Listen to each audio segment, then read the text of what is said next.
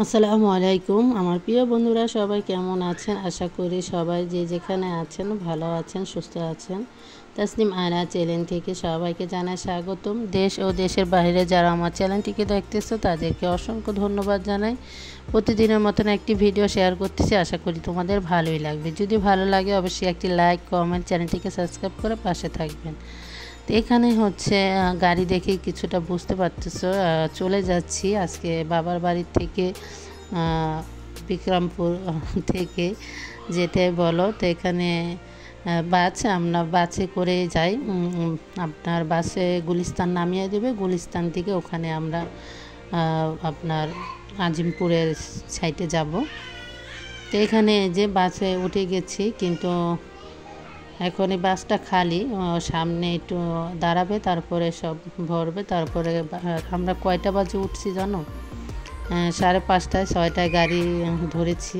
6টায় এখানে আসছি, 6টার গাড়ি ধরলাম। কিন্তু দেখে কি মনে হয় এত সকাল, চারপাশটা এত ফর্সা হয়ে গেছে, মনে হয় না সকাল। তো এখানে যে আশেপাশে পানি বা দেখতে খুব ভালোই লাগে। আর একে নিয়ে এত ভিডিও করা যায় না রাস্তায়, কেননা অনেক ব্যাগ সামনে দেখতে পাবা, কতগুলো ব্যাগ নিয়েছি।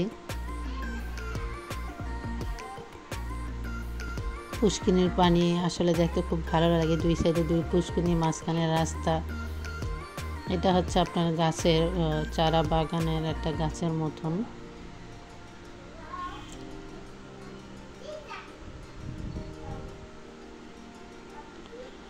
তাইরা তো এত সকালে ঘুমিয়ে যায়, ঘুমায় আছে। আর আমি একটু মোবাইল বাহির করতে একটু সমস্যা, তারপরে কিছুটা আপনাদের সাথে শেয়ার করলাম।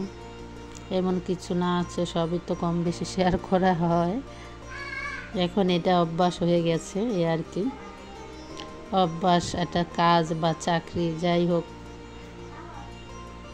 বিনা বেতনের চাকরি।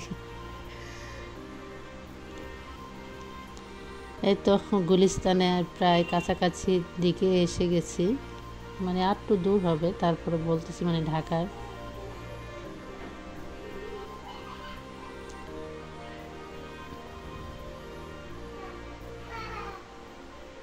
কেননা ঢাকার পরিবেশ দেখলেই বোঝা যায় ঢাকায় এসে পড়েছি, যে গাড়ি চারিদিকে বিল্ডিং।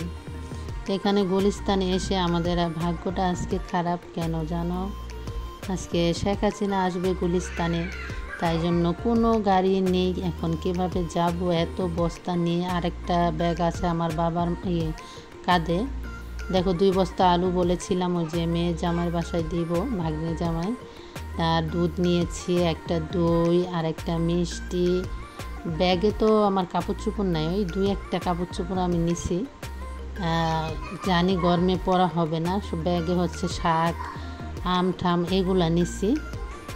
আর আয়রার জন্য কয়েক সেট নিয়েছিলাম। তো এখানে বাসায় এসে পড়েছি, তারপরে লাস্টে একটা সিএনজি কোনো রকম ডবল ভাড়া দিয়ে আসা হয়েছে। তো এখানে হচ্ছে আজকে রান্না হবে লাল মুরগি,